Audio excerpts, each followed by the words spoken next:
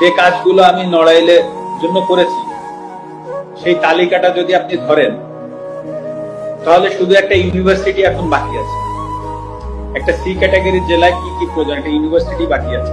আমার বাবাকেও বলে দিয়েছি যে এটার কোনো বিচার বর্তমান সরকার বা যারাই আসুক বা যারাই থাকুক বা আসুক, হ্যাঁ, তাদের কাছে আমি এটা নিয়ে কোনো বিচার চাই।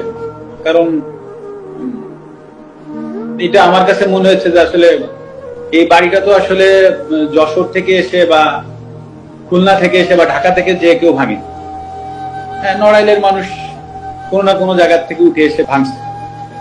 তো আসলে আমি নড়াইলের মানুষের বিরুদ্ধে আর বিচার চাইবো না। তো যেটা হয়ে গেছে ওটা আমি একসেপ্ট করে নিচ্ছি। হয়তো বা আমার কাছে আমি এভাবে একসেপ্ট করে নিচ্ছি যে হয়তো বা আমার কোনো ভুল ছিল, আমি কোনো ভুল করেছি, হয়তো বা তার জন্য ওনারা হয়তো বা এসে ওটা করেছে।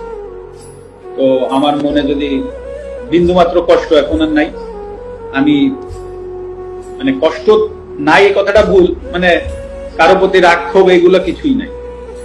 তো আমিও আশা করব নড়াইলবাসীর প্রতি যে